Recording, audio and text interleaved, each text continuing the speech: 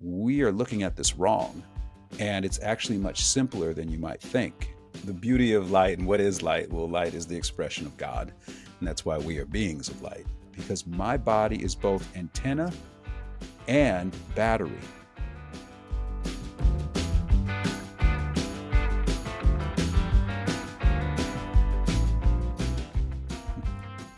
Dr. H, I am so glad that you decided to take the time to visit with me, brother. So as we were getting on here, I think this is so pertinent to the conversation. I had all kinds of technical difficulties based on the Riverside software, the Apple software, and you realize how dependent we are on technology, on these little phones on our pockets. But as you have laid out in a lot of like your X posts and your podcasts and radios, they cause a lot of problems. So I really want us to dive into that because on one hand, it's something that we can hardly live without. And on the other hand, it's leading to a whole lot of the chronic diseases that we face. So if you don't care, as we dive into that, give us a little bit of that brief introduction onto who you are and why, you have the experience and knowledge to give us some solutions. Well, Logan, first of all, thanks for having me, and big shout out to everybody in your audience. Thanks for listening in today. My background is pretty simple. I started out as an engineer, a mechanical engineer with a degree from UCLA. Went into data programming for the government through Boeing on the International Space Station project. And then after that, got completely dissatisfied with that, realized they were just stealing our money, our tax dollars, and lying about it. And I was helping them do it. So I left that job and, and started and got into natural medicine. And it was definitely the best decision I ever made, not just for my health, but just for my perspective on the world, that you get to do something with purpose, immense purpose. You get to do God's work along the way, which is always incredibly fun and rewarding. And you get to meet so many incredible people around the way that absolutely transform your perception of what life really is. There's so many people that have been through so much and they still are able to walk around on this earth with a smile. I think it's just an incredible testament to what God has created and to their perseverance as well. But you learn that along the way. And so I've just been insatiable with my appetite the last 25 years, studying natural medicine, doing everything I could to learn the medicine that God intended for us all and get the word out for everybody. And that journey has been very interesting because in the last 2 years, it's really taken me full circle back into my engineering degree. Where you have to start learning and relearning, like, oh my God, they're actually using things as weapons now upon us, and one of those is 5G. There's not an accident. We have to stop and have adult conversations. They're uncomfortable and they don't make anybody happy, but we have to have these conversations. We were told that there was a pandemic, and there was no pandemic going on. When you look at the recovery rates in every age demographic and across the board, there was no pandemic. But it gave them enough cover to put everybody in their homes. And you have to ask, well, that's never happened before in our history. Why did everybody have to go on lockdown? And why was it lockdown all around the world except for really a handful of countries? And well, the other thing that happened synchronistically at that same time, is this a coincidence or not? You have to decide for yourself. I've already decided for me. We have the largest rollout of new technology across every single country at the same time. So you're telling me it's dangerous and there's a pandemic, but at the same time, you're putting up 5G towers literally in every single area in the world, not just a city or a state or a country even, but you're all around the world. When have we ever seen that? That's a military op. And, for those of us that have been studying this for a long time, we know exactly what we're looking at. So the curiosity that I think we all need to possess, always gets the better of me. I can't help but keep asking questions and questions. And then you go down these rabbit holes and you're like, oh my God, oh my God, oh my God. But the COVID, in my opinion, was a cover to be able to install 5G, which is really a dangerous bioweapon upon us because it's emitting radio frequencies on scales that we've never experienced before. And so people say, okay, radio frequencies, I've heard of that. I've seen people with little tri-field meters, going around. You've probably seen me on some videos where I'm just out and about, driving around, just showing like people like what we're actually getting hit with, in terms of invisible bioweapons. And when I started doing that, Logan, a lot of people were like, "Oh my God, what's happening? What's going on?" I'm like, "Well, you know, what's happening is that we're getting hit with radio frequencies, but a lot of people don't know what a radio frequency is. It just is it's that RF setting. If you have a tri-field meter, right? All a radio frequency is low level alternating current. So it's electricity in the air. And the problem with that from a human perspective is that it puts our electrical system in competition with the external electrical system. And we've already proven this. We proved this last year with just some basic readings on a multimeter. You can see it for yourself. It's easily recreatable. But what you have to understand is that our bodies, designed by God in his image, are run on electrical current. We run on a specific type of electrical current called direct current. And what that means is that our bodies run based upon the movement of electrons or electricity through us. It's pretty simple. Well, the current that we're getting hit with, the invisible bioweapons we're getting hit with, are run on alternating current. And when you look at your own body, when you're measuring your own body as a part of this incredible circuit of life that we're in, what you start seeing on a multimeter is when you are ungrounded, you're getting hit with radio frequencies at various levels of intensity. And that alternating current that's hitting you starts to take your direct current, and your direct current starts to do this. It just starts to fluctuate wildly. And what's happening is your body's electrical system is being overrun by an external electrical system, especially if you have a high deposition of heavy metals in your body, because the heavy metals are going to be very reactive to both types of current, but especially the alternating current.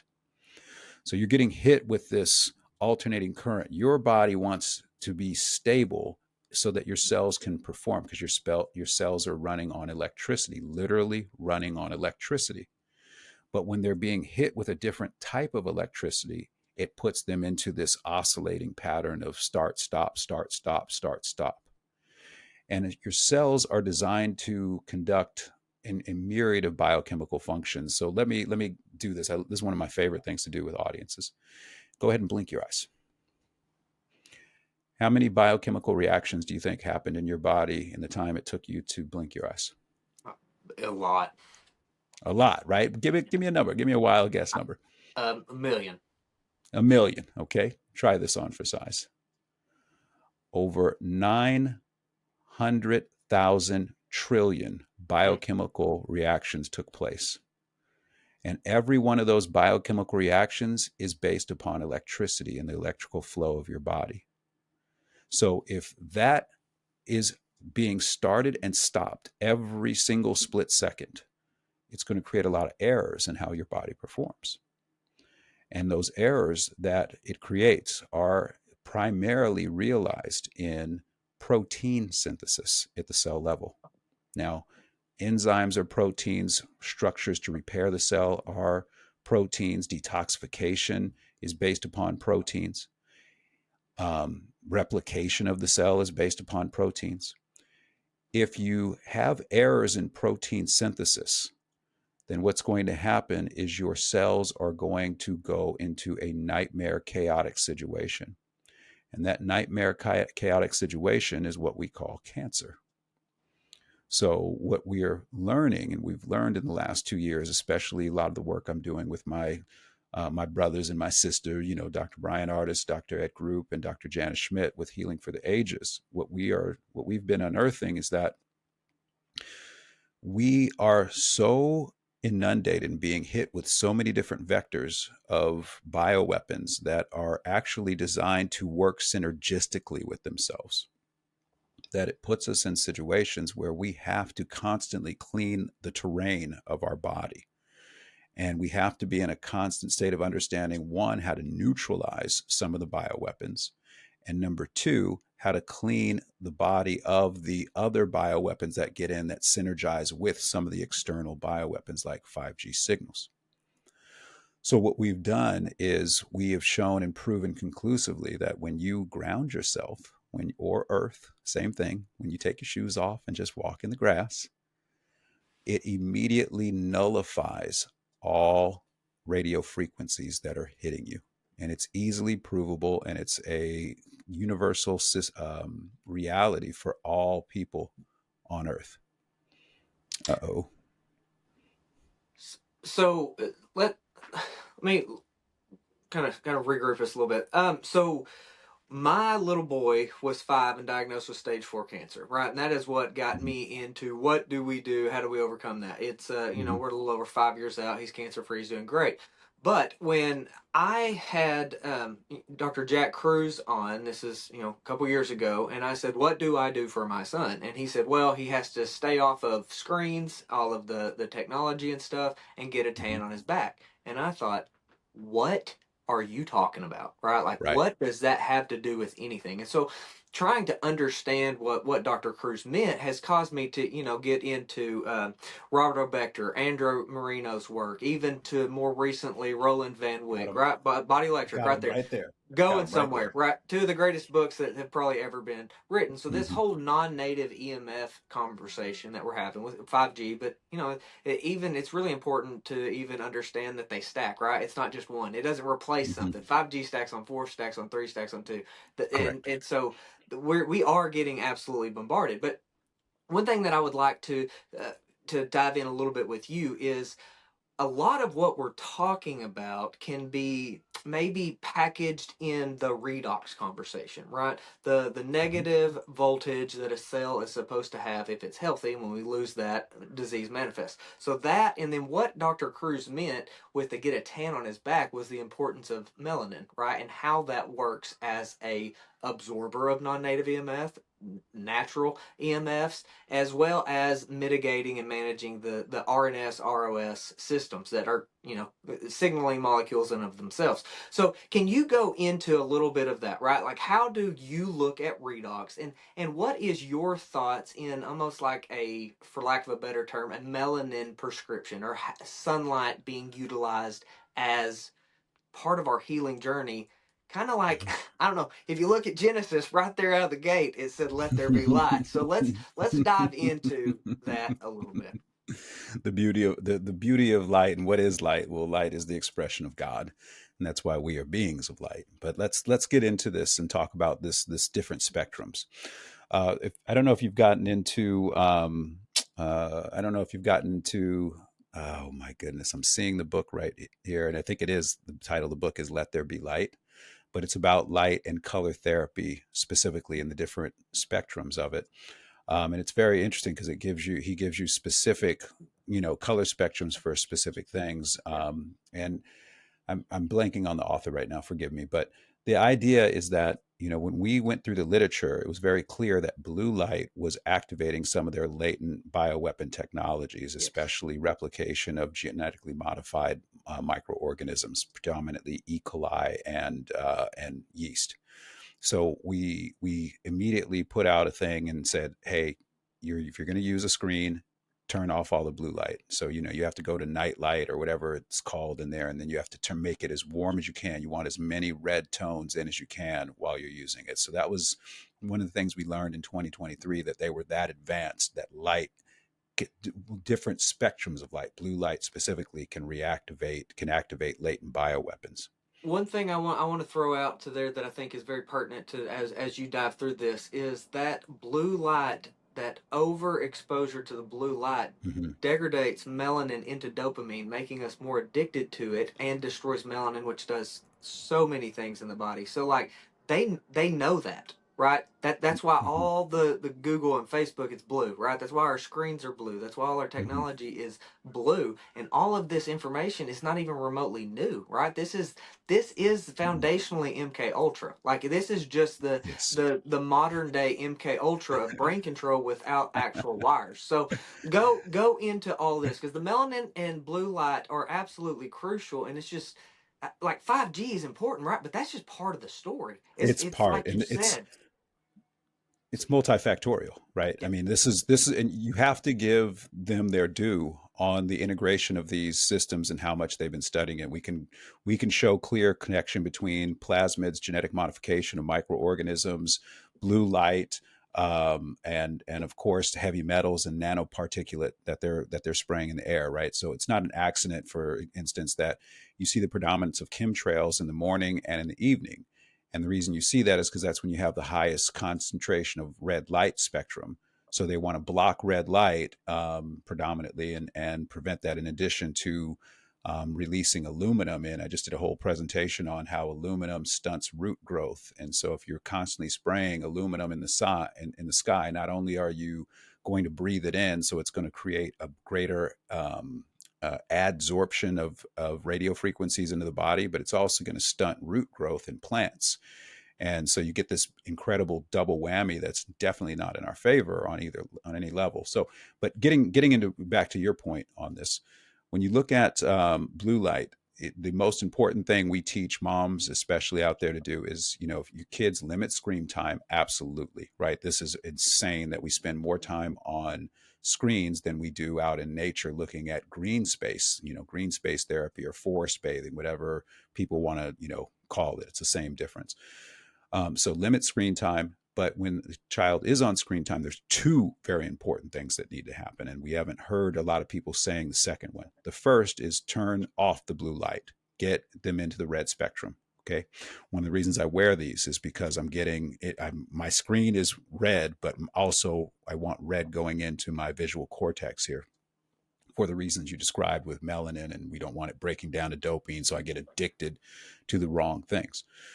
But the second thing that's so important, Logan, is to be grounded. Make sure that that child is not holding the screen, that it's on a grounding pad, and that they start learning the healthy habit of, yes, we can use this technology. It brings us together. We're talking about First Amendment stuff right now. You know what I mean? We're having a great conversation right now. But make sure it's not in contact with the child's body.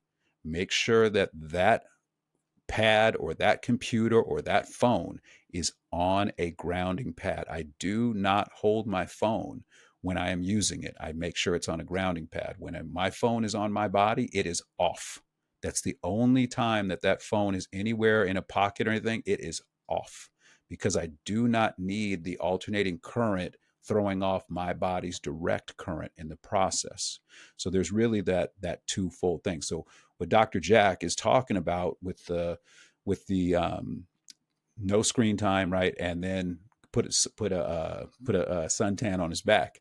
He's talking about the work of and I'm going to have to go run and grab this book because it's going to drive me crazy that I can't remember his name. But he's talking about the work of how you direct specific frequencies, specific wavelengths of light, red light, into the body, and that when you are tan on an area of your body, what your body has done is develop melanin, of course, to better adapt to that circumstance. But it's a healthy adaptation. One of the worst things that a mother can ever do for a child is to vaccinate their child. We're not going to go there yet.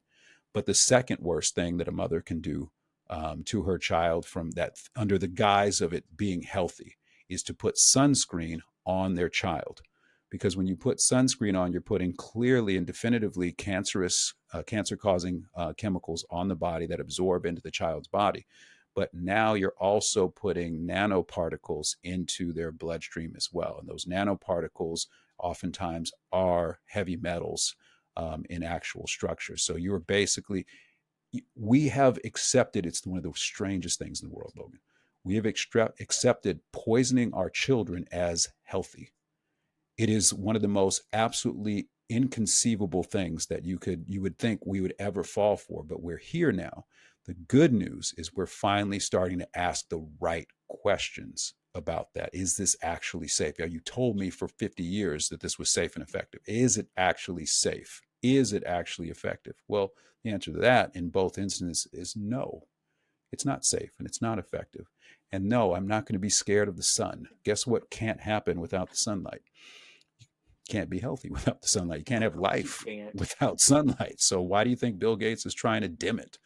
It's called solar radiation management. Why are they? This is the clever corporate name for I'm trying to block the sun like Monty Burns from The Simpsons. I mean, it's a level of insanity that we have to not just laugh at anymore and go, that's stupid. We're just going to ignore it. There's so much money behind it that we have to take that money out of it. That money has to go to truly healthy things, not the lie of something being healthy. Yeah. I, no, and the whole conspiracy stuff. It's not a conspiracy if they have patents, right? Like I mean, Well, none of it is a this. conspiracy. It's a It conspiracy. It's just not a theory. yeah. It's a conspiracy fact. It's not a conspiracy theory. And that's what we have Fair, to do. fair. Yeah, I mean they have patents on all these things. Like this Yeah. is Mhm. not something that you can't even like argue about. Like it's right there. But so let's get Yeah.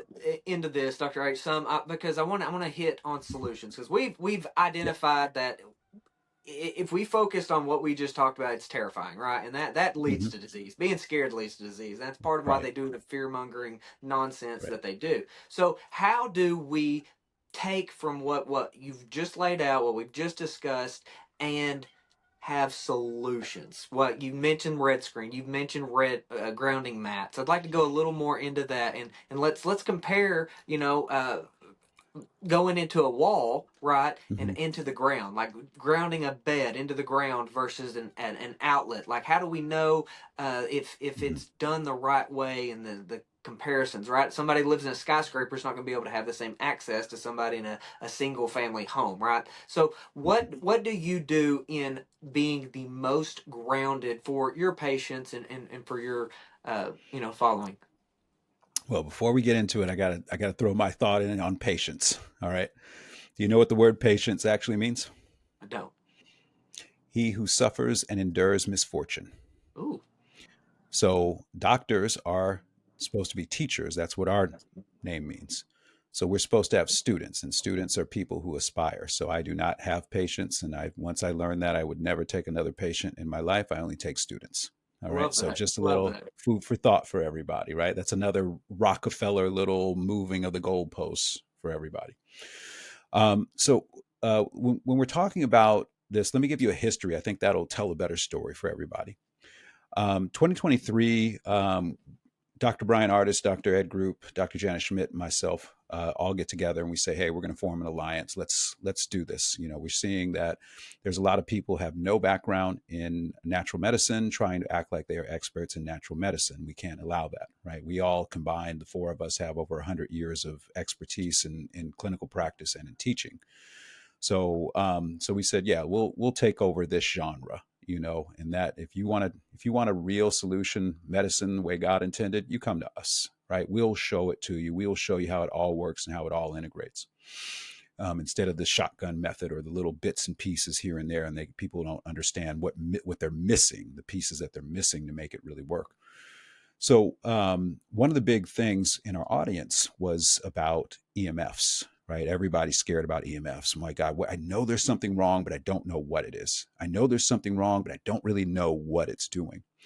And we had to admit, like every objective person should, that, hey, we're right there with you. We don't know enough about this topic yet. So we started delving into this topic, and the four of us do tons of research, and I think probably me and Dr. Group are the two that probably do the most testing on things. Once we start getting into the research, like, hey, this is how we set up tests and everything like that. So I got the EMF assignment. So we started buying all kind of EMF equipment that we just knew was going to work, and we were going to be able to show, hey, this is a product that really is good. You should trust this company, kind of stuff, right? We don't want people wasting their money. Well, we spent thousands and thousands of dollars on EMF equipment, EMF shielding, all that other crap out there. Not one damn thing worked. Not one. Mm. And I was infuriated. By November of 23, I was irate. I remember a conversation I had with the four of us, and I was just beside myself, irate about how much the dirty electricity and the EMF shielding people are stealing from Americans. That in many cases, when I was testing these things, they would actually increase the voltage potential on the body, not decrease it. And so I was really upset, and I've long been a fan of Clint Ober's work with earthing, but especially a person that's on his team that doesn't get a lot of attention, but he should, and that's Chevalier. Chevalier on their team is, to me, the backbone of their team with his research and understanding of how electricity works. And this starts dovetailing in with Dr. Robert O. Becker's work, of course, and just that's a dude that definitely did not get his due the way Mm. he deserved to get his due before he passed. I mean, just an absolute powerhouse of a researcher and tester, like researching and then going into what does that mean, and can we reproduce it? So I'm reading through the Body Electric, and and he's doing such a great job. It's a absolute must read for anybody who really wants to understand how we work. See, they've tried to convince us that we're all chemicals and that we're all carbon, and it's really we're all electric as a physical body, and that we're beyond even that from a spiritual perspective. But what we did was I said, okay, I have a question now. I love taking my shoes off and walking on damp grass, right? It just feels good. You can feel chi energy moving through you. You're like, oh, this is great, right? So I grabbed my multimeter one morning and I was like, I wonder what happens to the voltage potential on my body if I make my body a part of the circuit. Because one of the things that Dr. Robert O. Becker did was he constantly made the test subject, and most of the times it was I forget, the salamander or something. I forget what the exact species was, but he would always measure that species. So he included it as part of his circuit that he was measuring. But when you see a lot of the EMF crap out there, and when you see the dirty electricity crap out there, and when you see the stuff out there, they're not testing based upon the human body. They're just testing the air. And it's like, okay, you say you blocked it here. You didn't. But okay, let's say you did. You know, you still haven't shown me what the impact upon the person's electrical system is. So I go outside one morning. I like to go outside and get my red light in the morning. I got my shirt off, out, got my feet off, on the grass. I'm having a good time, out there sitting, breathing, praying, having a good conversation with God. But I brought my multimeter out with me as well. And so I said, okay, well, gee, I wonder what happens if I just plug the multimeter straight into the earth and then measure myself in connection with Mother Earth as a part of that circuit. What happens? And the most incredible thing happened. When I did that, my voltage potential when I was not grounded, not connected to Mother Earth, was like close to like 1 volt, alternating current, 1 volt, 1 VAC. The second I put my foot on Mother Earth, I went immediately to zero. And I was like, what? And so I flipped over to the DC reading, and the DC reading, which was doing this, stabilized. And then I started becoming more negative. So more electrons are coming into my body. And this is exactly what Chevalier has been writing about. It's exactly about what somebody, I don't know if you've read, Lakovsky wrote about a lot in The Secret of Life.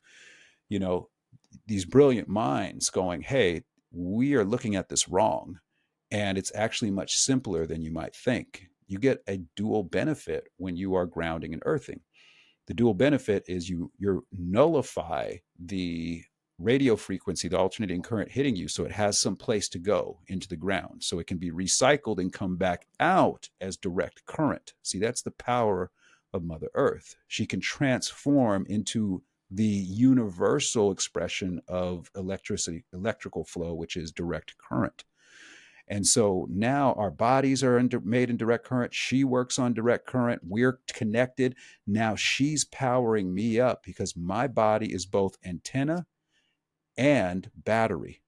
But now I don't have to deal with the destabilization of my electrical flow by the alternating current. So this is the importance of it. So the next question becomes, well, now we got these 5G towers up. How long is it going to take for me to actually get charged up and for a little phenomenon in our red blood cells called zeta potentials to get reestablished? So let me explain what a zeta potential is. We have two red blood cells, right? And we've all seen these pictures by now where you've seen the stacks of red blood cells all stuck together. Well, the red blood cell is concave. It looks like a little red cherry lifesaver, right? It's a little concave in on both sides. The reason that is to increase surface area. When you increase surface area of a red blood cell, you optimize gas exchange, carbon dioxide for oxygen. All right. And that's all facilitated again by electrical changes. All right. We're going to go from bicarbonate to it's called the chloride shift to a chloride ion, but there's an exchange happening, is an electrical exchange that allows all this to work. It's really incredible, you know. When when you have red blood cells that are stacked together, you lose that surface area. And so now what gets thrown off? Gas exchange. And what gets thrown off when gas exchange is off? pH. So now you start becoming more acidic because you are oxygen deprived. So far, so good? Mm-hmm. Okay. Well, what keeps red blood cells apart so that they can flow and maximize their surface area are zeta potentials.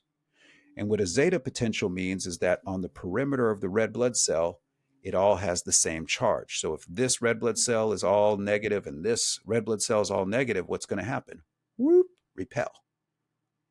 But if you have a heavy metal embedded in this one and a little bit of alternating current, and this becomes positive, now this is negative, what happens?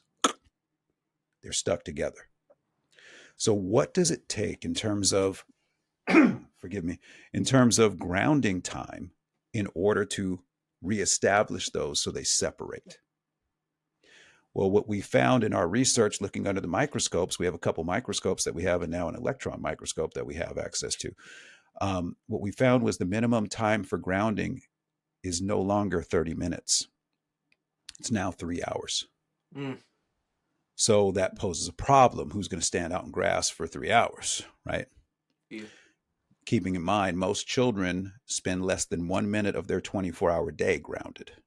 Okay, these are problems, major problems. So what we came up with was saying, let's do it while we're sleeping. Let's establish a sleep system that we can build on and create the most optimized environment for the body to heal. Because when do we heal? Predominantly while we're sleeping. So one of the big problems we had was the sleep systems was that these sheets and pillowcases, the grounding, those break down after a few washes. You know, they start, if you have to think about this on a smaller scale, there's all these little metallic threads going through them, whether they're stainless steel or whatever, but they're going through them. You set them in, crumble it up, put it in the wash, you know, stuff like that. It comes out, especially if you dry it. You should never put it in the dryer. You should always hang them dry. But if you do that, you start getting little micro fractures in those lines, right? And now it's not working any longer. So to solve that problem and give people a little more longevity, what I came up with was let's put a grounding mat underneath that. So now, even though there's little breaks, who cares? There's still direct connection to the mat right below it. And so now you're grounded and now you get a little bit better lifespan out of your grounding sheets and things like that. But what it allows you to do is it allows you to recharge your battery every night, literally, and at the same time eliminate any assault from the radio frequency. So it's absolute foundation now of healing force in this new electromagnetic environment that's been created. It's absolutely essential. And we can apply those same principles to our workstations. Like right now, I have two grounding mats underneath my computer. My hand is touching my computer and grounding mat, so I'm grounded right now all day long. I spend Logan, on average, I'd say 22 plus hours grounded now every single day. And it gives me, I feel great. The only time I don't feel great is when I don't do it. Like, so like a couple months ago, I took one night off from sleeping grounded just to see, is this placebo, effect nonsense, right? I woke up and it felt like a train had run over me, you know? And it's just this affirmation of, okay, that's what it's really doing to you. But we have a celebration of a solution to it. And now we can get into the two things we have to get into. We've now nullified one of their bioweapons. And now what we can do is get into the two things that have to happen after it. Number one, we've got to get their other bioweapons, the nano metals, the quantum dots, those things out of the body. And we know how to do that. And I just published on this last year at the Healing for the Ages conference. The second thing is we have to replenish the good biocompatible semiconductors, things like copper, nano silver. We have to replenish those back into the system. And when you replenish those back in and you get the other ones out, now you give the person much more room for error in their daily life in this environment. You've now created the terrain for healing to occur. And that's what sounds like it was happening with the story you were detailing earlier. We are creating the terrain for healing to happen. The body's designed to heal. Cancer is not something that we're supposed to be afraid of. Cancer actually is a blessing. It gives us time to solve the problem. If you didn't have the ability to go cancerous, what would happen is you'd have immediate system failure and death. So we have to look at that different. It's a gift, but you have to take advantage of that gift because you are definitely on the clock at that point. But when you clean the terrain and you understand what the assault points are, you can nullify or neutralize certain ones. That buys you more time to get the other ones that are embedded out to truly clean the terrain. And that's been our approach with Healing for the Ages. It's been my approach at the Energetic Health Institute, where we take people through this process in a course called The Art of Cellular Healing. And that's especially for anybody with a diagnosis. We want you in that course studying and learning how to heal yourself. And that we actually have one starting on February 28th of this year. But I'm going to tell you, there are a incredible amount of things that we can do in these situations. But it does start with a person being invested in their own healing process. No doubt, no doubt. Um, there's so there's so many different directions. One thing I want to go back to the red blood cell stacking and zeta potential. One thing I find extremely interesting is how hemoglobin and deuterium act as far as the magnetic spectrum, right? Like, so we talk a lot about the electrical, but the magnetic is as important, and Mm-hmm. it's. For me, it's probably harder to understand than even the electrical, and I'm not an engineer, right? I'm a country boy from Arkansas. So, what what I think that the light impact is so important. I think that's something else that we don't talk enough about. Light is Mm-hmm. electromagnetic, right? Yeah. Yes. Electromagnetic. It's both. It's not light. It's not electric. So I think that plays into it a lot, and I am very curious on the effects of Mm. artificial grounding, right, for lack of a better term, and real grounding outside when we have the factor of light and how that affects based Mm-hmm. on what I'm saying with hemoglobin and deuterium in the blood. So that I think is fascinating. I'd love to maybe follow up and we take a deep dive in the magnetism piece because I think that's Mm-hmm. something that we just don't talk about enough. But you've mentioned heavy metals a couple times. So with and I will link back to your courses and how people can contact you or work with you, do Mm-hmm. all that good stuff. But can you go into a little bit of that? And I know we're running out of time because of my technical difficulties, Yeah, but all good. some heavy metal detox things that we can do. We can at least pay Sure. attention to, and then one more. Super controversial, but I've got to get your take after Okay. we talk about detox. Yeah, for sure. Let me give you the good news right now. All right, we did a test late last year. We're gonna replicate this one this year with a number of people. I want to expand the sample size, of course. But I've always been curious about like what actually comes out in our sweat. You know what I mean, from a heavy Yeah, metal standpoint, because yeah, we sure. talk about it being like really, really effective, but I haven't really seen anything hardcore with it. You know what I mean? Yeah. There's a couple good books I've read, and but it's like, all right, let me see if I can validate what they're doing. That's science, right? Let's see if we can reproduce it. So I collected 50 milliliters of sweat, which was no small feat. When you're trying to, you got it dripping everywhere and it's all over in this infrared sauna. And I'm like, okay, how am I gonna, pour it in here and and all this other stuff. But we got two samples collected, and I did one while I was taking DMSA, which is a chelating agent, a provoking agent out of the cell structure, and I did another one without it. So let's just see if there's some big difference there. And there were two metals that we found in much higher concentration coming out in the sweat, and I mean ridiculously high, much higher than other ones like arsenic and antimony. And those two were aluminum and barium. Now, the question becomes, well, how did I get all this aluminum and barium into me? I haven't done a barium swallow. I have no exposure, no common exposure points to barium. I have no common exposure points to aluminum. I don't drink anything out of a aluminum can. I don't cook with anything aluminum. You know what I mean? And aluminum isn't readily uptaken into a root cell.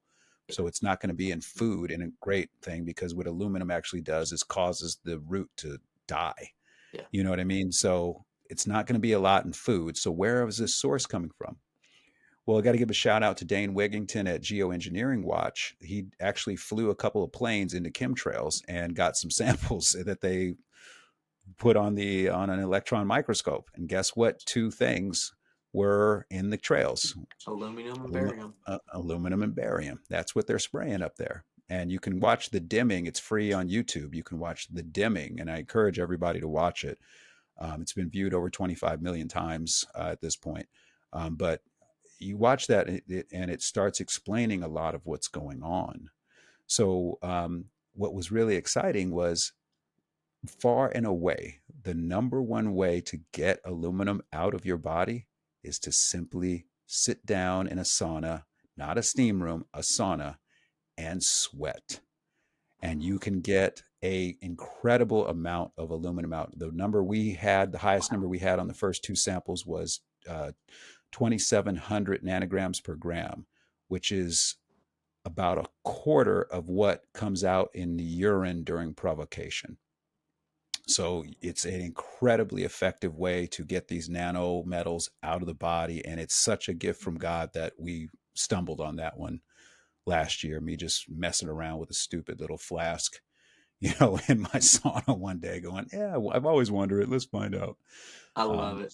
So yeah, sweating. And our recommendation right now, Logan, is for everybody: get a sauna, figure out what you got to do to get a sauna. They have all kind of different price points and stuff, but find one that uses the bag. They have their infrared bag. So you got to sweat for about 30 minutes a day, especially if there's heavy chemtrail days overhead. You got to sweat, get that stuff out of the body. I love that. I love that advice. I have a sunlight, and so the infrared Mm-hmm. I think is a massive aspect of what you just laid out. It's an excellent one. One that I feel like have got some hope with, and I don't know that they're all created equal, is C60. I know Hmm. carbon graphene oxide is something that we need to pay attention to, but I feel like some reputable C60 supplements, like Wizard Sciences, Ian Mitchell. I think the world of Ian. That there's some things that we do right as we release those toxins, especially Mm-hmm. sweating, and Mm-hmm. we make sure we don't get it moving around in the wrong places, because that potentially could be worse. But Mm-hmm. uh, Dr. H, one thing that I just got to ask on here. So recently we just had Mel Gibson get on Joe Rogan, right, and talk about his friends that were stage 4 cancer, and then the ivermectin, fenbendazole, right? So backstory, I know a whole lot about what he's talking about, okay? Yeah. Yeah. Just 100% know the extent of the protocols, and it's so much more than ivermectin, fenbendazole, methylene blue. I promise you that, but Yeah. definitely part of the protocol. One thing I am finding extremely interesting, this goes back to Dr. Cruz, is SV40 is an issue, and we're Yes. not allowed to talk about it. Okay, so like with Kevin McKiernan figuring out that was in the Pfizer vaccine, Philip Buchholz, he came out and he proved McKiernan correct, right? We know it's an oncovirus. We know it is in Hmm. there as a promoter. That, in my opinion, right, is the turbo cancer. I think it's primarily the SV40. I think there's a lot of problems, but I think that that's a big part. And we've known this from the Cutter incident, way Hmm. back in the 50s, Right. right? Like this Right. is nothing new. They knew about this. That's what makes The me so CD, mad the about it. CDC publishes on it.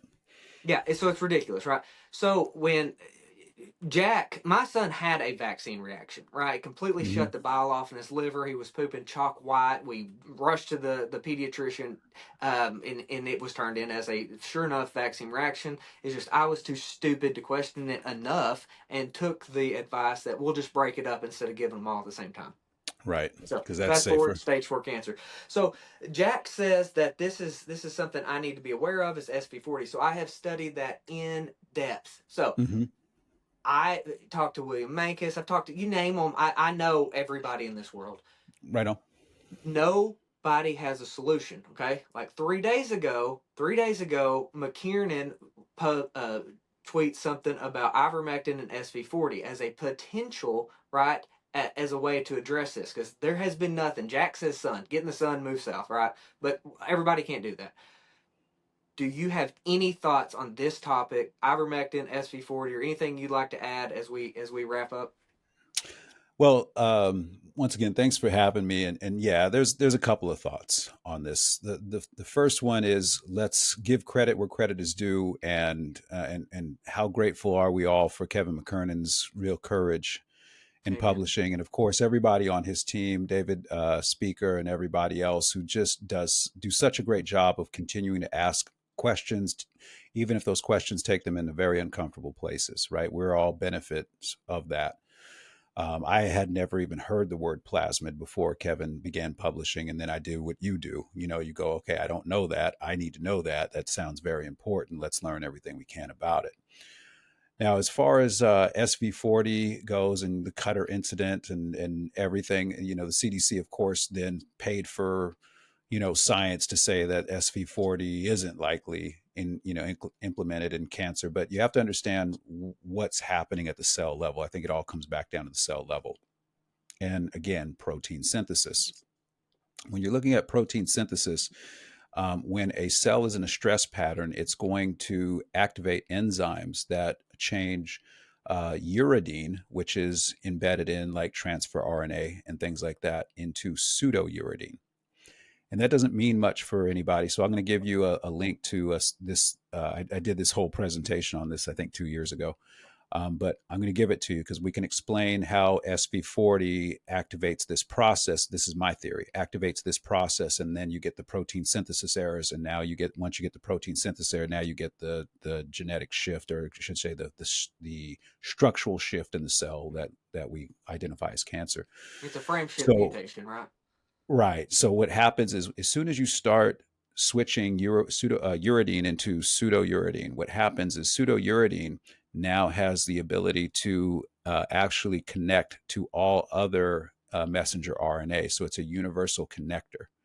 And as soon as you get that, you're going to get protein sequence misreads in the mRNA. Like the mRNA is the as it's running through the ribosome. The mRNA is the instruction code. I need you to make this.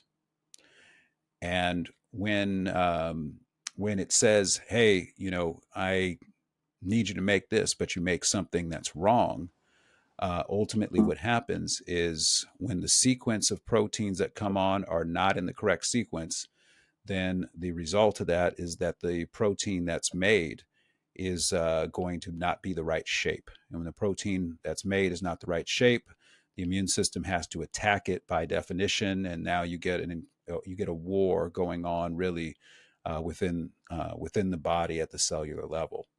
So I think the big deal for all of this is to make sure that we are um, not burying our head in the sand, not saying that something is not possible. That's ridiculous.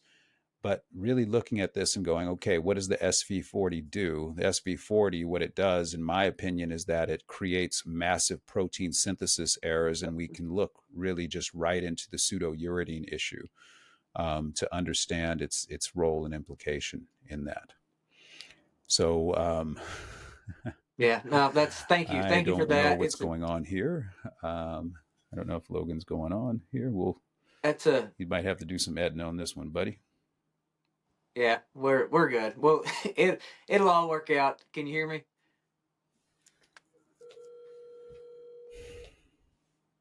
Your call has been forwarded to voicemail. Okay. Well, hopefully this will help, and I'm going to have to jam on out of here. It's a little Can you hear me? serendipitous timing. Maybe we'll have to come back and do this again. But Yeah, on behalf love it. of myself and everyone at the Energetic Health Institute and everyone at Healing for the Ages, we just want to say thank you to everybody listening in today. And hopefully we'll get the invite back and be able to talk and educate more, because there are an immense and really endless number of solutions, a celebration of solutions that we can all get into when we understand that everything we need, God put here for us. It's already here. We just have to learn how to use it and use it in the right sequence to make sure that um, the dark nightmare that these folks want to create does not come into existence. Amen, All right. brother. Amen. Well, for myself, I'm going to bow out of here right now and just say thank you Thank you. very much, Logan. Thank you, everybody listening in. And I hope you have a beautiful day wherever and whenever you may be. All right. Thank you, brother. Peace. Oh, I should probably give my name again. I'm Dr. Henry Ealy for the Energetic Health Institute. Thank you so much, everyone. Have a great day. Thank you.